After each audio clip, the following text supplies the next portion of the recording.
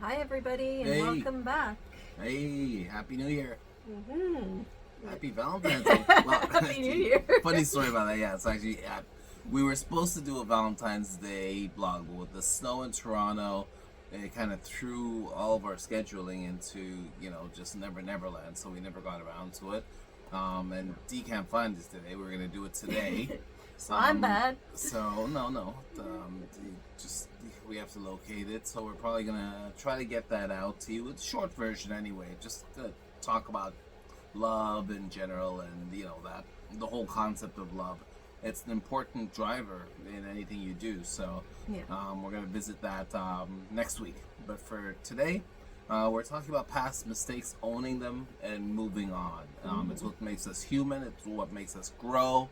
But I'll let Dee do all the intro like she's accustomed. Okay, so today we're going to talk about something that almost everybody wrestles with at one point in time, the weight of our past. So the mistakes we've made, the choices we wish we could redo, the seasons we're maybe not so proud of. But what if the very things we're tempted to hide are actually the things that are the foundation of something really beautiful? So that's really our episode for this week. It's a good one. The topic. And if my screen would move, that would be awesome. So it's about turning our past into a powerful future and refusing to hold ourselves back because of who we used to be. Because growth isn't about pretending about the past that didn't happen, it's about using it in your present day. Yep. Making us better, stronger. Mm-hmm. Yeah. So the first question of our regular format is, why do we tend to define ourselves by our past mistakes? Okay, well, this one is simple. If you're living, breathing, and doing anything of value, you're making mistakes. Yeah, of Right? course. It's like when you're a child and you start to take your first steps, pretty much 100% of us fall on our bums, but we stand up again. Yeah, just like learning how to ride a bike. Just like learning how to ride a bike, you're gonna fall. You're gonna basically, you have to figure it out. And I think it would be good if most people just gave themselves that analogy and realized, what if I fell once or fell twice when I was learning to walk, and I just decided walking is not for me. Where would you be today? Where'd you be today? Right? You'd probably still be in a crib somewhere, 20, 30, 40 years old in a crib, just because, I tried that and it didn't work out too well, and Not for me. just not prepared to go there again. So I think it's the same with everything. I think you have to, and I'm not talking about just the simple stuff. I think you have to do hard things in life. Mm-hmm. That's the only way you're gonna grow. Yeah, very true. Yeah. So no, it's if you're not making mistakes, you're not making anything.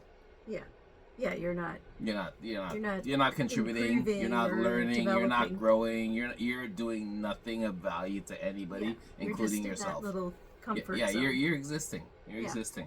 So. Yeah.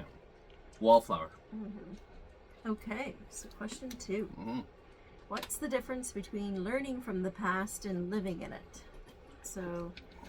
Well, what is letting go? Mm-hmm. See? A lot of people are still living in the past. Yeah. Right? I know tons of people that only live back there. Yeah, and the reason for that is because, it's safe. Mm-hmm. It's so let's just say you were, you liked growing up, you liked high school, you lived in one house your entire life. That's what you understand, right? That how can you be curious about something if you've never experienced anything else, right? You're a victim of what you know. And so a lot of people, I wouldn't say they necessarily live in the past, but they live in where they've always been. Yeah. Right? There was never a need to go anyplace else because, a lot of people have a very large percentage of the population who want what they have. And that's it. Yeah. Then you have other people like myself and you who are more interested in pushing it and figuring out, well, what could life be? Yeah. right? And And that's you know you're gonna make mistakes. well, if you've along never, the way, because that's the only way you're gonna learn anyway. if you've never, I mean, how many space shuttles blew up? In their attempt to many. basically, Yeah. get to Mars, or wherever else they were going. I mean, it's par for the course, unfortunately. Mm-hmm. It's how man as a species evolves. Yeah. They don't fight wars because necessarily they want to kill people. They fight wars over ideologies. Mm-hmm. And what direction are we going to choose to progress forward as a species, right? Mm-hmm. And so, this is just how you evolve. For something to be born, something generally has to die. And so that's such as life. On a smaller scale for humans, we basically grow through trial and error, through shedding our old skin in order to become someone new. Yeah. I agree. And I think one of the things they were maybe talking about learning from your past or living in it is learning from your past is when you can reflect on what happened. Yeah. And living in your past is when you just keep ruminating and it keeps cycling through your head over and over and over again. Well, the thing instead is, of processing it. The thing is that no one wants to feel like they've done something wrong. No, nobody likes... Or they made a mistake. Yeah, nobody likes... It's not a good feeling. It's not a good feeling, right? But it's necessary for growth. Yeah. Right? Because it's like, for instance, it's like inflation and your money is sitting in a bank account. Yeah. Right? Oh, well, I've got my money in the bank, but with inflation, the cost of living constantly going up, and if you have the same amount of money and it's giving you 0 to 1 or 2% interest on your money, and then inflation is going up by 2 or 3%, and then the cost of living is going up by another, your money is being devalued and that's life. Yeah. If you stay stagnant and you don't grow, eventually you become obsolete, especially in this day and age with AI. Mm-hmm. Right? Yeah, exactly. Yeah, you're sitting duck for something to basically come and replace you. Mm-hmm. Not because you've done anything wrong, just because you haven't done anything at all. Yeah. Yeah, because everything changes too quickly now. Evolution. Whereas before, like our parents' generation, it took their whole generation. Took their whole generation. Took the whole 50 years or 60 years. For us, it's every 5 years. Yeah. Actually, probably every 2 to 3 years now. Yeah.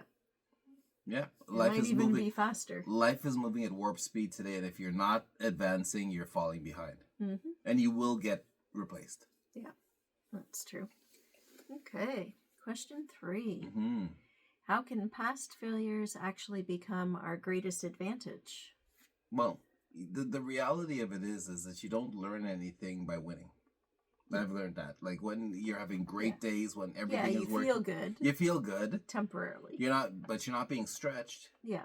You're not being like, molded. Oh my God, I got through that and all this happened, but I still made it through. When you go through stuff, when you go through hardships, when you go through rejection, when you go through failure, you learn, I don't want to feel like this again. Yeah. That's where the lessons come in. And then you dig in. You dig in. That's when you go Hopefully. deeper, and that's when you evolve as a person too, right? Mm-hmm. I mean, if you've never had a downturn, the first downturn you get, you're wiped out. Yeah.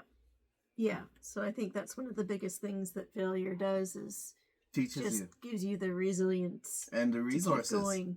And the resources to make it this life. Well, this life is difficult. Well, especially now. Especially in our now. generation, it's way different than our parents. Well, in our parents' generation, they dealt with lack. We deal with too much choice. And too much information.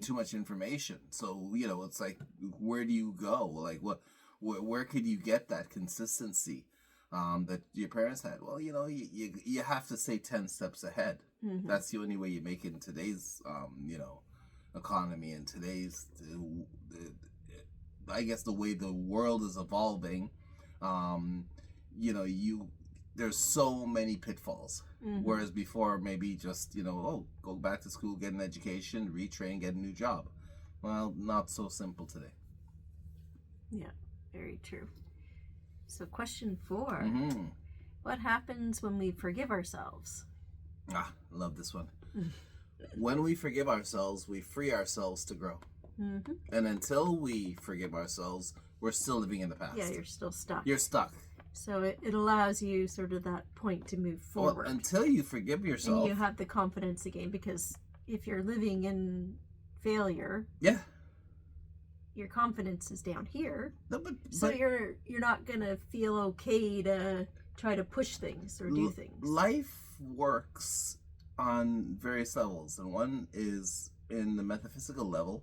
People feel your energy. And if you're walking around with doubt and shame and fear and anxiety and just beating yourself up, nobody wants that energy. Yeah. But when you forgive yourself, you say, hey, you know what? I did the best I could with the information I had at the time. Yeah. Yeah. I didn't make a totally crazy thing. It was... Maybe that's what everybody was doing. That's what my peers were doing. Yeah. That was the situation I was found myself in. That was the best possible option at that time. Lesser of the two evils I took. Both were bad choices, but I took the one I figured was the least bad. Yeah.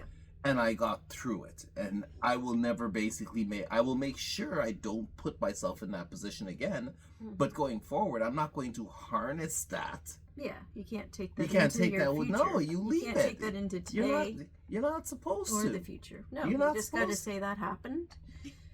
I saw those Federer, Roger Federer. He said this beautiful analogy. He likened it to tennis. He said in tennis, you have to attack every point like it's the last point. He said, never mind the highlight reels of a triple backhand or the like these crazy shots or an amazing point or an amazing comeback. Those are gone. Or that 50.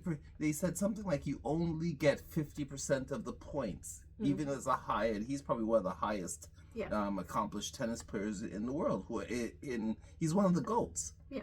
But he said, in order to be effective in tennis, you have to let go of what just happened. Yeah, and if you just missed it. Yes. You gotta just shake it off and then get ready for the next one. You advance forward because you're in a new point now. Yeah, you can't, because if you stay in there, you're never gonna get through it. Your game is gonna be, your match is gonna be terrible. You're certainly not going to be a high level performer. Yeah. And it was a brilliant analogy because it's so true. So your next point is the only point you should be concerned with. Yeah, only focus on the now. And then let go of the animosity, maybe the fear, even the joy, even the good points. They're yesterday. They've happened. It doesn't matter. You can't change them now. Count. So that was, I thought I sent that to you. Yeah.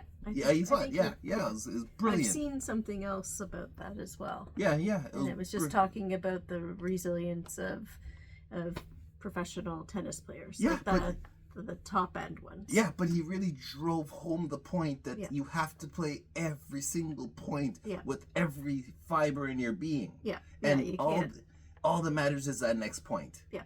That other point, the one you played, the good, it can't do anything for you now. No. Not if you want to continue winning tournaments. Yeah. So and that's the same way I feel about basically regret in the past. It happened. Yeah. Maybe something great happened, fantastic. Maybe something terrible happened.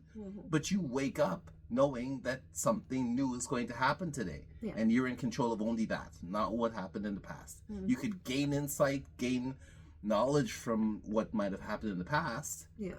But you can't carry it forward. No. Exactly. All right. Okay. So question 5. Moving along. How does owning your story create freedom? Okay, this is probably my favorite question so far. And again, keep in mind, guys, we don't read these. No, this is all spontaneous. Yeah, it's all spontaneous. So chat spits them out. And this is the first time we're hearing them. Yeah, so sometimes they don't even make sense. Yeah. And we just do the best we can. Yeah, but I should qualify this one by basically just saying how this whole blog or this whole podcast was inspired. Actually, because you and I know exactly where it came from, or I know where it came from because of the blog we wrote. But this weekend. People out here might not have read the blog, and that's a shame. But you can still go read it. You can still go read it. Check out the blog on our Facebook page. But it's and our website. And our website, nexlanta.com. But we saw this brilliant. Well, I saw it. Dee didn't get it. She listened to it. Because she had other stuff to do. I was able to binge watch it on, I think it was Friday. Yeah, Friday afternoon for 5 or 6 hours. And it's called 56 Days. And On it's just Prime, this. right? Hmm? Was on Prime. It's on Prime. 56 days on Prime. If you guys want an amazing series to look at, get lost in, check that out. It's just well done from start to finish. The character development is fantastic. The storyline is fantastic. And it's really all about that. It's about people making mistakes but not stopping and or not getting written off because of their mistakes. I think it's that one piece stylized, beautifully filmed, just beautiful. The little bit that I walked in on or watched, I was like, wow. Oh yeah, sensual, like fashionable. The art, the care. It's really a great story, but more importantly, the characters are imperfect. Mm-hmm. Right? The characters are imperfect, and they go through it, and they don't make you want to sort of pull away from a character or ostracize a character. They actually made me, I can only speak for myself, and I'm sure by the popularity of it, they actually made myself, though, want to empathize with the characters that are going through it, because they were real people. Yeah. And you saw you saw they weren't bad people. They were just people who were put in bad situations and there was a bad outcome, and yet they had to work through it. Yeah. And they actually went there and they just fantastic. So really, go check it out. Yeah, go check it out. Yeah, check it out. The weekend's coming. It's almost upon us. You get to get a head start today and tomorrow. Yeah, no, definitely. It's called 56 Days. It's on Prime. It's a must watch. And I will say this as well before I let go of the topic. It is probably the most closest to sort of, I think, to me, reflective of real life as opposed to made for TV. But it was still wildly entertaining. Yeah. Right? And I'm like Dee. We're a big fan of reality. We don't really sugarcoat things, and it's I'm fortunate to have a friend like Deanna, because most people they're not too crazy about reality. I need it. Like, for me, it's reality or nothing. Mm-hmm. But if you are that type of person, you really enjoy that series. So go check it out. Yeah. Mm-hmm. So we'll just circle back to the podcast now. Yeah. Kind of went off on that. Oh, and that they're not getting paid for that. So. Yeah. Oh, sorry. Definitely put that out there. Definitely put that out there. Just loved the series. Just raved about it. Can't say enough good things about that. Go see it. A must see. Okay. So, question 5. Mm-hmm. How does owning your story create freedom? No, we just answered that. Oh, we answered it? Sorry, I got sidetracked. Owning your story basically is it's just I don't think we gave a direct response, but when you own your story, you are accountable. Yeah, and you can go forward. And you can go forth. When you're accountable to what happens to you, you could move on. Mm-hmm. If you don't own what happens to you, you're only lying to yourself, and you can't move on with a clear conscience. Mm-hmm. It'll eat at you. Yeah, that's true. Question 6. Mm-hmm. What practical steps can someone take to stop being held back by regret? Okay, this one I could basically, you're gonna read out those suggestions, I guess. But for me, and speaking from experience, the quicker you take accountability and responsibility for what you do, the quicker you're going to be able to basically move on. Mm-hmm. Yeah.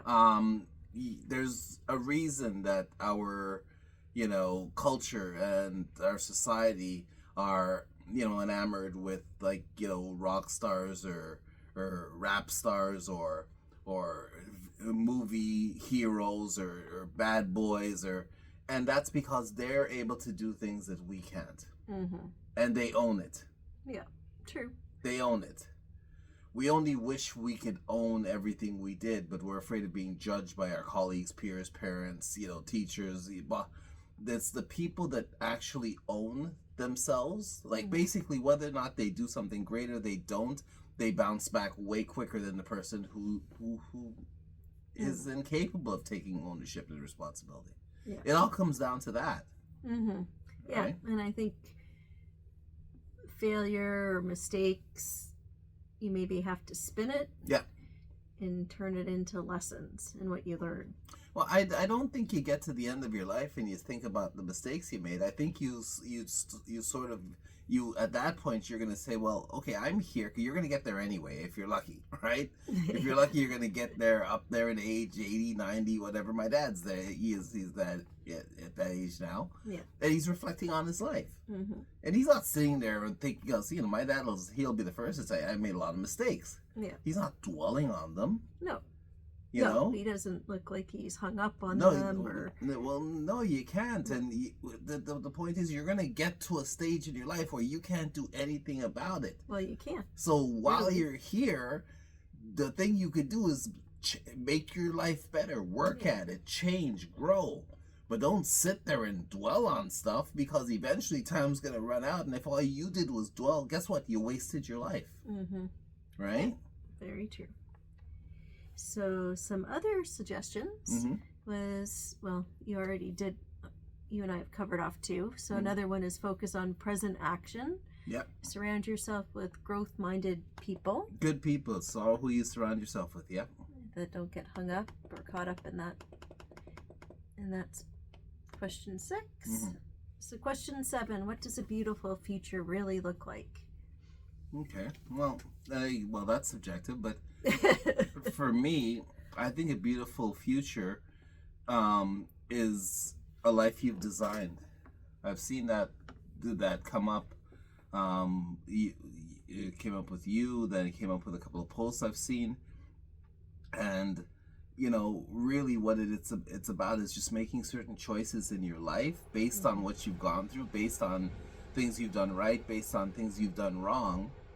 And let them forge the path. Like, you have to have a plan. Yeah. I think many years ago we could have just said, well, I'm just going to get a job in biotech or banking or finance or accounting or whatever. I don't think you could just say, I'm going to get a job anymore. I think you have to take a bit more responsibility than just getting a job. I think you have to get a vocation. I think you have to create a life. I think you have to create work, create an environment.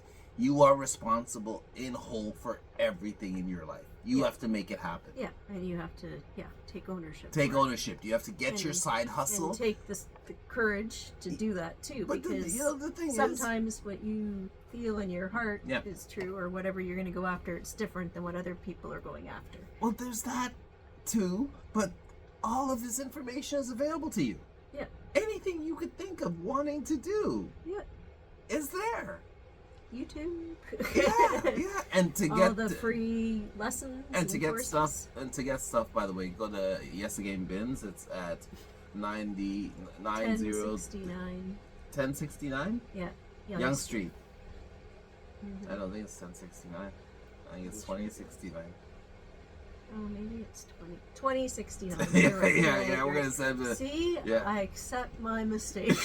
Nice. See how you've grown from that? Yeah. 2069 Young Street. Check the address before you go on a podcast. Absolutely, but if you guys want, sort of best prices on anything tech, wearables, it's a bins place, but it's like the best one in Toronto, and we've been doing some work with them. It's awesome. But just the deals are crazy. Yeah. Absolutely crazy deals. So, you're talking $400 or $500 items for like $80. But most stuff, it's actually under $20. So $20 and under, and it's declining every day. So it's 20, and then it goes 16. Starts on Friday. Every Friday, new stock. So that's when that might be the best day to go check. The best day if you want to, take out something specific. Take $80. You could come out with like a stack full of probably about $500-600 worth of goods for that. So check it out. Definitely. Yes Again Bins at 2069 Yonge Street. Yeah, that's the address. Just south of Yonge and Eglinton. So anyway, as we wrap up this week's podcast, so your past has brought you here, but every mistake and every lesson and every hard season has shaped you. And I want to say that it's hard won too. It's hard won, but it becomes part of your character. Yeah. I know for a fact that if Dee and I didn't go through everything we did go through, we wouldn't be the people that we are today. Yeah, I 100% agree with you. Yeah, very true. And you don't have to erase your past to build a beautiful future. You just have to stop letting your past limit you in your future. Don't let your past dictate your future. Exactly. Facts. Okay. So growth is possible at any moment. Reinvention is always available. So we hope you enjoyed this week's podcast. Yeah, guys. Well, sorry about the. I know you guys were looking forward to the love podcast. We're just talking about love, but we'll try to get a bonus one in next week.